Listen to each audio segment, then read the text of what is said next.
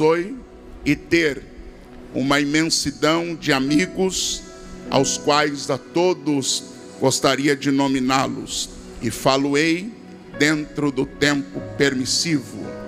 Mas agradecer a Deus por ter aqui pastor Eduardo Lopes, meu amigo, sua esposa irmã Paola, seu filho Júnior. Agradecer pela vida do pastor Ivan, Deus seja louvado. Pastor Reginaldo, irmã Michele, toda a família. Agradecer a Deus por ter aqui o Eliezer, filho do saudosíssimo pastor Luiz Antônio. Deus te abençoe, Eliezer, poderosamente. Pastor Antônio Márcio, que foi um profeta de Deus nessa tarde, e eu fui alimentado pela palavra. Também pastor André Haas, Deus abençoe. Seu filho, que foi um profeta num desses dias, e Deus usou poderosamente. Louvar a Deus pela vida de tantos pregadores que vejo aqui, e todos são dignos do meu respeito, da minha consideração. Renan Lopes, uma bomba na mão de Deus, misericórdia. Foi tanto fogo que eu fiquei até mais preto. Glória a Jesus. Deus te abençoe poderosamente, querido. Amo a sua vida. Aos cantores, adoradores do Pai que aqui estão, represento-vos na pessoa da Sara Evelyn. Deus abençoe a todos. Esse grupo maravilhoso de ciganos e a razão da existência dos Gideões. Aos missionários que aqui estão. Deus abençoe vocês poderosamente. Agradecer à igreja que tem me sustentado e sido bênção na minha vida. A ADBEM, Assembleia de Deus, Ministério do Belém, em Mojimirim, na pessoa do pastor Martins, da irmã Márcia e de uma caravana bonita de irmãos de Mojimirim que estão aí. E eu sou muito feliz. E todos aqueles que estão recebendo através da internet esse culto maravilhoso. E finalizando, agradecendo a Lorinaldo Miranda, meu amigo, sua esposa, a todos. Sintam-se, por gentileza, todos abraçados. Meu reconhecimento sincero e minha gratidão. Quero convidar a igreja para a leitura de um texto que se encontra no Evangelho de Lucas, capítulo de número 15, versículos de 8 a 10. Reverenciando a palavra de Deus, coloquemo-nos em pé. Lucas, Evangelho, capítulo de número 15, versículo de número 8. Glória a Deus. Aqueles que encontraram, por gentileza, digam amém. Está escrito: ou qual a mulher que, tendo 10 dracmas, se perder uma dracma, não acende a candeia e varre a casa e busca com diligência até achar? E, achando-a, convoca as amigas e vizinhas, dizendo: alegrai-vos comigo, porque já achei a dracma perdida. Assim vos digo que há alegria diante dos anjos de Deus por um pecador que se arrepende. Amém. Tomem assento, por gentileza, e me permitam trazer ao coração desta igreja reunida no ginásio dos Gideões Missionários da Última Hora. E eu começo dizendo-vos que Lucas era um médico grego que foi contratado por Teófilo para colocar em ordem os fatos que se deram com Jesus. E na busca destas verdades, tendo ciência do ministério de Cristo e da sua ressurreição, Lucas se converte ao cristianismo e passa a ser usado por Deus para escrever o evangelho que leva o seu nome. É também a história da igreja primitiva no livro dos Atos dos Apóstolos. Me faz causar interesse o fato de Lucas ser o único escritor bíblico não judeu. Na verdade, existem escritores judeus escrevendo a história de gentios, mas no caso de Lucas, ele era um grego gentio que Deus escolheu para narrar a história sagrada. Ou seja, Lucas era um improvável, mas Deus o escolheu. Me faz lembrar do que Paulo escreveu à igreja de Corinto, em 1 Coríntios 1, 28, parte B, dizendo: Deus escolhe as coisas que não são para aniquilar aquelas que são. E eu declaro: Deus é o Deus dos improváveis. Vou repetir: Deus é o Deus dos improváveis. Em Atos dos Apóstolos, capítulo 16, versículo 10, percebemos que Lucas, na narrativa sagrada, se inclui na viagem do apóstolo Paulo para a Macedônia, e também se inclui entre os que pregaram o evangelho lá. O versículo diz: logo depois desta visão, procuramos, está Lucas incluído, partir para a Macedônia, concluindo que o Senhor nos chamava para lhes anunciarmos o evangelho. Então, além de improvável para escrever a história, Lucas agora é parte da história. E hoje eu quero declarar a você, gideonita, que neste congresso, 40º Gideões Missionários da Última Hora, ainda que você seja um improvável, ainda que você seja uma improvável, Deus te levantou, te escolheu, e você faz parte desta história.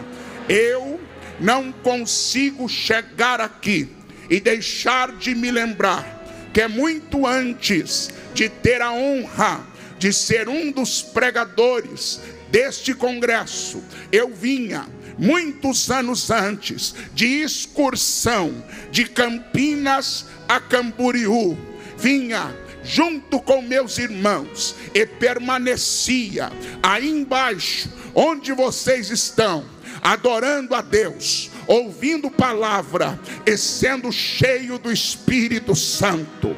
Houve um ano nesse ginásio que o poder foi tanto que eu fui falando línguas estranhas sem conseguir parar, do ginásio até o hotel. Então eu posso me unir a vocês e declarar: eu faço parte desta história. Você tem mais alguém neste ginásio que faz parte desta história? Levante a tua mão e dê um brado de glória a Deus esta noite. Ora, podemos dizer que o capítulo 15 do Evangelho de Lucas é um registro do ministério de Cristo, destacado e organizado com perfeição e precisão por aquele que o apóstolo Paulo chamava de médico amado. Temos neste capítulo a parábola da ovelha perdida, a parábola da dracma perdida, a parábola do filho pródigo. Podemos perceber ao longo dos evangelhos que é um dos instrumentos que o meigo nazareno usou para transmitir a mensagem e o seu ensino com sua grande sabedoria foram as parábolas. As parábolas são um meio de comunicação muito eficiente e muito usado na Bíblia. Parábola é uma narrativa alegórica que utiliza elementos do cotidiano para transmitir uma verdade ou um ensinamento moral, espiritual ou teológico. Jesus usou parábolas para tornar seus ensinamentos acessíveis e impactantes para aqueles que o ouviam. A definição da parábola é literalmente colocar ao lado, tendo como propósito provocar uma reflexão e confrontar os ouvintes com verdades que precisam ser entendidas. Quem não gosta de ouvir verdade não vai andar com Jesus. Quem não gosta de ser confrontado não vai andar com Jesus. Nós temos na parábola do semeador um alerta e uma verdade muito grande. Mateus, no capítulo 13, versículos 18 e 19, escreve: escutai vós, pois, a parábola do semeador. Quando alguém ouve a palavra do reino e não a entende, vem o maligno e arrebata o que foi semeado no seu coração. E o Espírito de Deus me dizia que Satanás tem assaltado corações na nação brasileira que ouvem a palavra, mas infelizmente não entendem a palavra. Porém, nesta noite eu venho na fúria do leão da tribo de Judá dizer a este povo com muita convicção e declarar: o inimigo não vai roubar a palavra que Deus mandou para o teu coração. Não, eu vou dizer de novo, porque estou sentindo autoridade. O diabo não vai roubar a palavra que Deus mandou para o teu coração. Nesta noite nós vamos orar como orou o salmista no Salmo 119, verso 18, onde ele diz: Senhor, abra os meus olhos para que eu contemple as maravilhas da tua lei. O diabo quer que nós sejamos leigos de Bíblia, mas ele vai se dar mal com os gideonistas, porque aqui é biblicista, aqui é Bíblia com certeza. Sim, todos nós, igreja, sabemos que a vinda de Jesus ao mundo, além do propósito sublime de prover salvação, também teve como um de seus objetivos tirar a humanidade das trevas e trazer luz ao entendimento dos perdidos. O apóstolo Paulo, tomando a autoridade da palavra, diz em Colossenses 1:13: pois ele nos resgatou do domínio das trevas e nos transportou para o reino do Filho do seu amor. Pegue na mão de alguém e diga: Jesus já te tirou das trevas, Jesus já te tirou da ignorância, ele já deu luz para o teu entendimento. O profeta Isaías declara acerca do Messias da seguinte maneira: Isaías 9:2: o povo que andava em trevas viu uma grande luz, e sobre os que habitavam na região da sombra da morte resplandeceu a luz.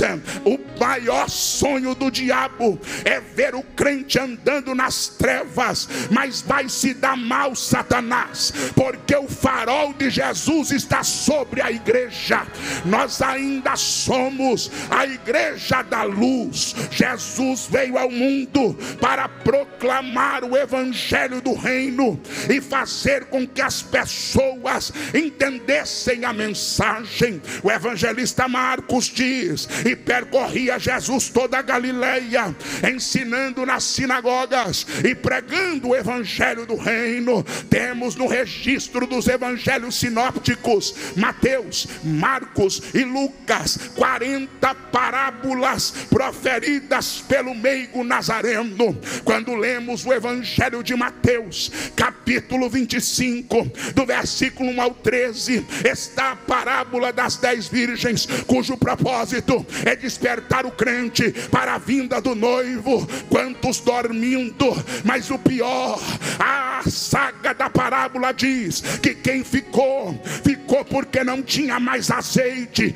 Quem ficou porque não tinha mais fogo. E quando não tem azeite, e quando não tem fogo, a lâmpada se apaga. Eu estou ficando farto desse evangelho água com açúcar, que não tem fogo, não tem poder, não tem autoridade. Prega grego, mas não tem fogo. Prega hebraico, mas não tem fogo. Prega aramaico, mas não tem fogo.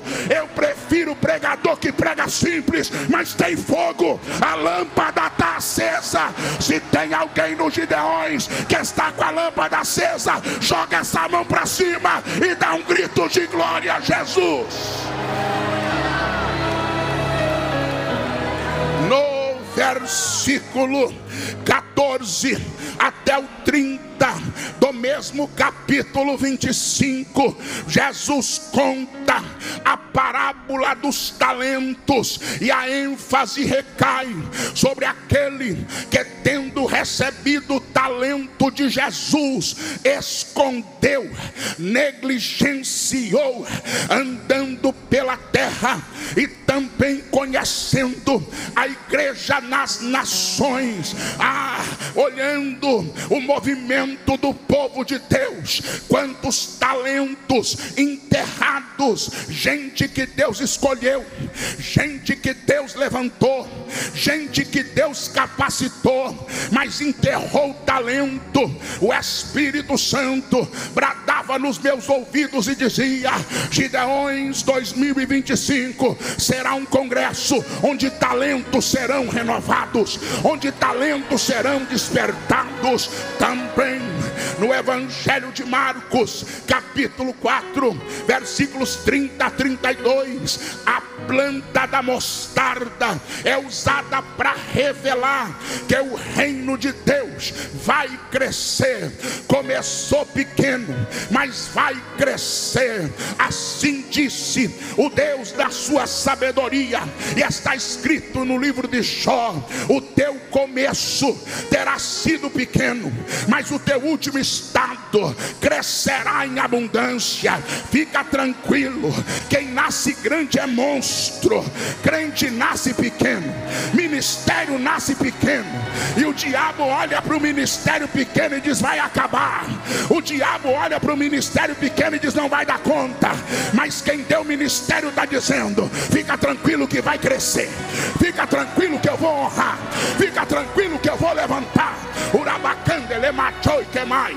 Em Lucas, capítulo de número 10, versículo de 25 a 37, nós temos a parábola do bom samaritano, que nos ensina que o amor ao próximo verdadeiro e genuíno se traduz em atitudes concretas. Tenho certeza que aquele sacerdote, por ser pregador, pastor Silas, dos mandamentos, pregava que tinha que amar ao próximo, mas na hora de ter atitude, ele passou de largo. Tenho certeza que o levita da parábola cantava sobre o amor ao próximo, mas na hora de ter atitude, Caliane, ele passou de largo. Deixa eu dizer uma coisa: Deus está cansado de gente que prega, mas não tem vida. Deus está cansado de gente que canta, mas não tem vida. O samaritano não tinha oportunidade no templo, não cantava no templo, não pregava no templo, mas na hora de ter atitude, ele teve atitude. Vamos parar de querer palco e vamos ter atitude de cristão de verdade.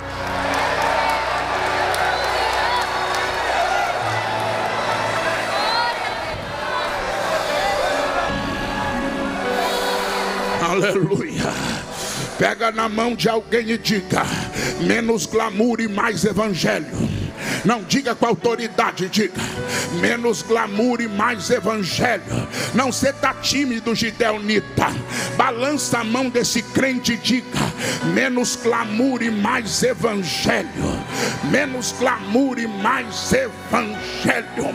Agora, na parábola da dracma perdida, registrada pelo evangelista Lucas, nós podemos, à guisa de interpretação, termos a mulher representando a igreja, temos a casa representando o templo, e termos a dracma simbolizando uma vida preciosa que se perdeu.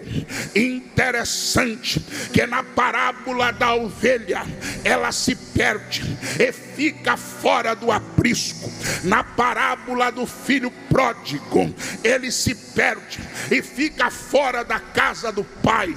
Porém, na parábola da dracma, ela é perdida dentro de casa, dentro desta palavra, e através da inspiração que Deus me deu, o Senhor me despertou para a realidade e a necessidade da obra missionária na Judeia, em Samaria e até os confins da terra.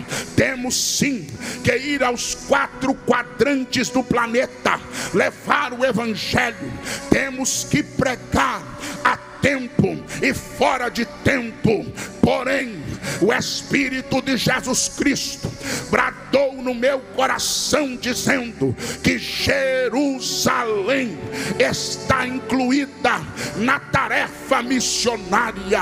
Jerusalém, na época de Jesus, era o centro da religiosidade e da espiritualidade, a cidade onde estava o templo de Deus, a cidade onde se concentravam as grandes escolas de teologia daquele tempo. Contudo, Jerusalém havia se corrompido com o legalismo hipócrita dos fariseus, com a incredulidade dos saduceus, que não criam mais no sobrenatural, com o rigor separatista e exclusivista dos essênios, e com a politicagem profana dos herodianos. É triste constatar que no tempo de Jesus, o santo templo de Jerusalém havia se tornado um lugar onde cambistas negociavam o sagrado,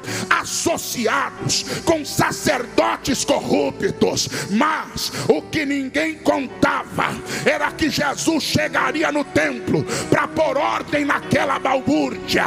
O escritor sagrado, evangelista Marcos, diz em Marcos 11:15: e vieram a Jerusalém, e Jesus entrando no templo, e Jesus entrando no templo, e Jesus entrando no templo, e Jesus entrando no templo. Veio para pregar? Não, hoje ele não veio para pregar. Veio para fazer um sermão novo? Não, hoje ele não veio para fazer sermão novo. Veio para se apresentar? Não, hoje ele não veio para se apresentar. Nesse dia ele entrou no templo para jogar a mesa de cambista para baixo. Nesse dia ele entrou no templo para mostrar que casa de Deus não é casa de negócio. Nesse dia ele entrou no templo para dar chicotada no lábio de sem vergonha que quer ganhar dinheiro em cima da fé. Se fé para você é lucro, você está no lugar errado. Que é lucro, vai no mercado financeiro. Fé não é para dar lucro, fé é para gerar alma. Jesus está entrando no templo. Jesus está entrando no templo. Pega na mão de um crente do teu lado e diga: Jesus está entrando no templo. Jesus está entrando no templo. Jesus está entrando no templo. Jesus está entrando no templo. Qual é a consequência da atitude de Jesus com os cambistas e com os vendedores de pombo? Versículo 18: e os escribas e os principais sacerdotes, tendo ouvido isto, Cristo buscavam ocasião para o matar, pois ele o temia, porque toda a multidão estava admirada acerca da doutrina. Me permita dizer uma coisa séria: há um problema quando Deus levanta um profeta. Os escribas querem matar, os herodianos querem matar, os essênios querem matar. Sabe qual é o problema com essa corja? É que está tudo assentado nos púlpitos. Herodiano não fica lá no meio da multidão dando glória, não. Herodiano gosta de púlpito. Essênio não fica, não chega no pavilhão na manhã missionária 5 horas da manhã para adorar, não. Ele gosta de posição no altar. Essênio, o saduceu não crê em nada. Eu estou ficando chateado com esses saduceus. Não pode mais profetizar, não pode mais ter visão. O saduceu gosta de gente falando bonito e enganando o povo, estendendo lençol para tirar oferta. Vai estender lençol na casa da sua sogra. Aqui não é lugar de estender lençol, não, filho do Satanás. Sai para lá, essênio. Sai para lá, saduceu. Se profetizar, ele logo fica espinhadinho. Só tem medo de profecia quem está em pecado. Quem não está em pecado não tem medo, não. Pode profetizar, pode ter visão. Eu tenho uma palavra para o saduceu. Sua casa caiu, infiel. Aqui vai ter poder, aqui vai ter revelação, aqui vai...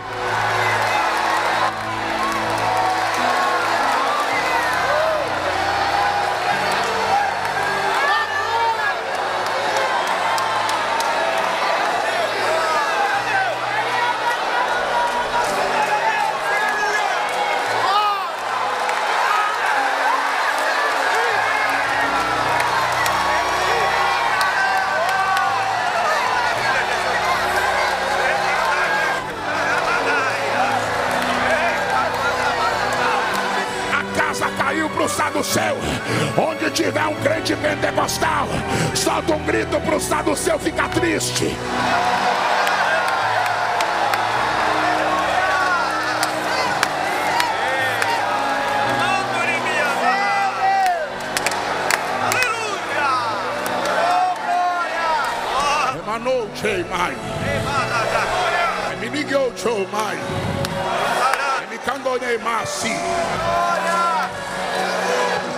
Há uma expressão que veio como inspiração ao meu coração. Eu quero ser fiel àquele que me deu a santa mensagem e dizer esta verdade. A igreja reunida em Camboriú e através das mídias eletrônicas em todos os cantos da terra. Uma igreja corrompida não gera salvos, ela acumula perdidos. Vou dizer de novo: uma igreja corrompida não gera salvos, ela acumula perdidos. Pega na mão de alguém e diga: igreja corrompida não gera salvos, ela acumula perdidos. Por isso, no zelo da sua graça e no poder da sua misericórdia, Jesus nos alerta: tem vidas preciosas perdidas dentro do templo. A dracma está na casa, mas está perdida. Frequenta culto, mas não cultua. Frequenta trabalho de oração, mas não ora. Frequenta congresso, mas não congrega. Frequenta culto pentecostal, mas não recebe o fogo do Pentecoste. Pessoas que estão iludidas, muitas vezes vidas preciosas, que nem percebem que estão na casa, mas estão perdidos. Mas o texto bíblico, que não falha, me diz que foi a mulher quem percebeu que a dracma havia se perdido. Versículo 8: ou qual a mulher que tendo 10 dracmas, se perder uma, não acende a candeia e vai à casa e busca com diligência até achar. Digo com autoridade: enquanto a candeia estiver apagada, enquanto a sujeira permanecer permanecer na casa, e enquanto houver conformismo, a dracma continuará perdida. Mas esta noite haverá um despertamento. Igreja missionária da última hora, é tempo de acender a candeia, é tempo de pregar a palavra. Esta noite o Espírito Santo diz a você o que disse a Isaías: levanta-te, resplandece, porque já vem a tua luz, e a glória do Senhor vai nascendo sobre ti. Porque eis que as trevas cobriram a terra, a escuridão os povos, mas sobre ti o Senhor se verá, e a sua glória estará sobre ti. Deus manda dizer: esta igreja caminhará na luz do Senhor, esta igreja caminhará na autoridade da palavra. Chega de invencionice, chega de malabarismo, chega de coach. Vamos voltar para a palavra, vamos voltar para a palavra. Onde está sua Bíblia? Onde está sua Bíblia? Espada do Espírito, bota ela lá em cima, bota ela lá em cima. O diabo não tem medo de linguagem neurocientífica, o diabo não tem medo de qualificação, aleluia, técnica. Mas um crente com a palavra põe Satanás para correr. Onde está a palavra? Onde está a palavra? Onde está a palavra? Vamos parar de pregar o que está saindo no jornal, no Google. Chega dessa besteirada. Igreja não quer saber o que está no Google, igreja não quer saber o que está na revista, igreja não quer saber o que está no jornal. A igreja quer Bíblia, a igreja quer Bíblia, a igreja quer Bíblia. Já vou terminar. Igreja missionária da última hora, é tempo de varrer a casa e tirar a sujeira.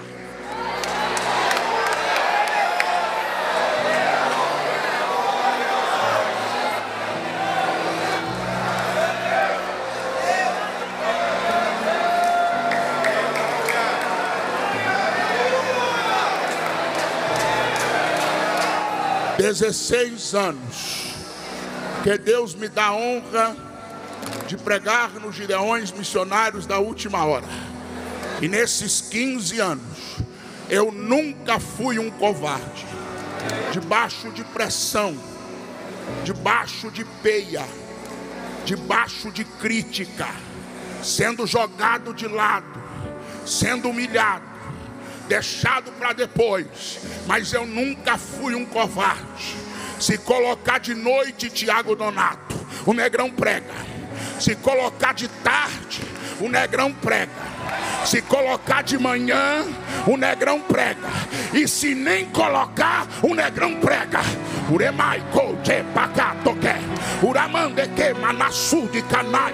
Eu não sou o negrão dos Gideões. Eu ainda sou o menino da 13 de maio, que abria a Bíblia em frente à mesbla e pregava, abria a minha boca. Então, meu irmão, eu não dependo do afago de ninguém, não. Amo estar aqui, zelo por estar aqui, quero continuar aqui, mas eu ainda tenho o grito na minha boca: deixa o negrão pregar, deixa o negrão pregar, deixa o negrão pregar, deixa o negrão pregar.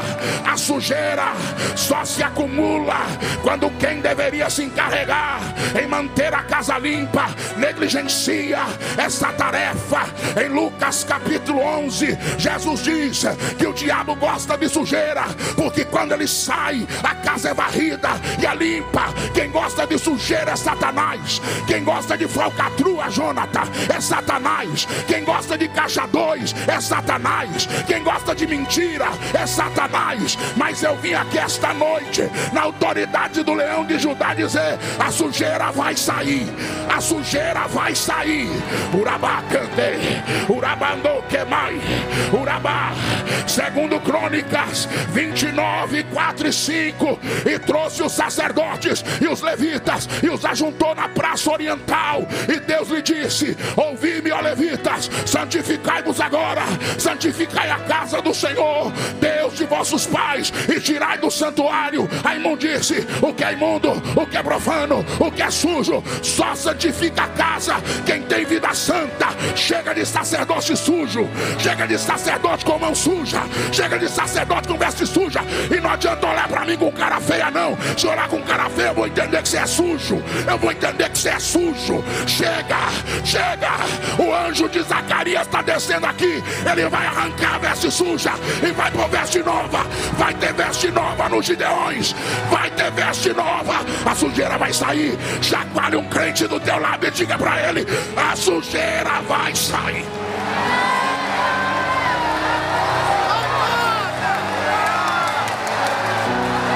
Fazem 6 anos que eu te ouço na madrugada me pedindo e dizendo: tira a sujeira, Deus, tira a sujeira, Deus. Este ano, minha serva, será o 7º ano, e o ano 7 é o ano da minha perfeição. Eu me levantei do céu, a sujeira vai sair, assim diz o Senhor. Debi, Jomi, Kawi, Prewi, Laui, Joey, Canti, Bragi, Jomi, Manti, Fragi, Jomi, Debi, Boi, Laui, Dimanaia, Demanchou, Demai, Remanda, Lebanaia. Tem uns filhos do diabo dizendo: se tirar a sujeira, as almas não vêm. Mentira de Satanás. Quando a sujeira sai, a dracma é achada. Quando a sujeira sai, as almas se convertem. Quando a sujeira... Cadê o grito de santo, ciganaiada? Cadê o grito de santo? Cadê o grito de santo, igreja? Cadê? Cadê? Eu quero ouvir esse ginásio dizendo: santo, santo. Eu vou te dar 1 minuto.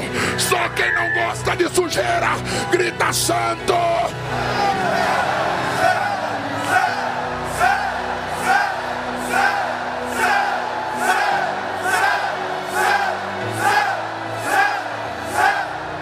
Perdeu Satanás, a dracma será encontrada. Pega na mão de alguém, pega na mão de alguém. Fecha os corredores, Gideões. Fecha os corredores, Gideões. Fecha os corredores. É macho. Demicandotou. Sara Evelyn se prepara. Sara Evelyn vem na fúria. Sara Evelyn vem na unção. Uramanaga, Uramanehei, Uramanechou, Uramanahai. A Bíblia termina a parábola dizendo que ela buscou até achar. A igreja não pode desistir das almas. A igreja não pode desistir das vidas. A igreja não pode desistir da obra missionária. A ovelha perdida foi encontrada. O filho pródigo voltou. A dracma foi achada. E nesta noite, 2 de maio de 2025, a palavra de Deus para os Gideões é esta: assim diz o Senhor: reprime a tua voz de choro e as lágrimas dos teus olhos, porque há galardão para o teu trabalho, diz o Senhor. E os teus filhos voltarão da terra do inimigo. Se perdeu dentro de casa, vai ser achado. Quantos desviados, quantos perdidos, quantos desanimados. Mas eu tenho uma palavra, Gideões: a dracma vai ser encontrada. Teus filhos voltarão. Canta, Sara, canta. Eu não quero atrapalhar, aleluia, meu amigo Trovão. Canta, canta, canta. Eu não estou aqui para... olhos no Senhor Jesus.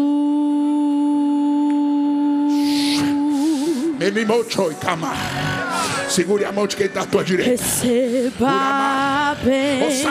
Sara, eu amo esse hino, mas eu vou gritar bem alto para todo mundo ouvir. Glória. Eu quero Pentecoste. Chega desse negócio de mamão com açúcar. Chega desse negócio de hino worship. E de hoje é hino worship. E de hoje é hino de fogo. Ah, para baixa da égua. Eu quero fogo, rapaz. Eu quero fogo, rapaz. Eu quero fogo, rapaz. Eu quero fogo, rapaz. Uramacanda la manda la sou. Uramachema na canda. Olha o renovo, Renan. Olha o renovo, Renan. Olha o renovo, Eduardo. Olha o renovo, Lorinaldo.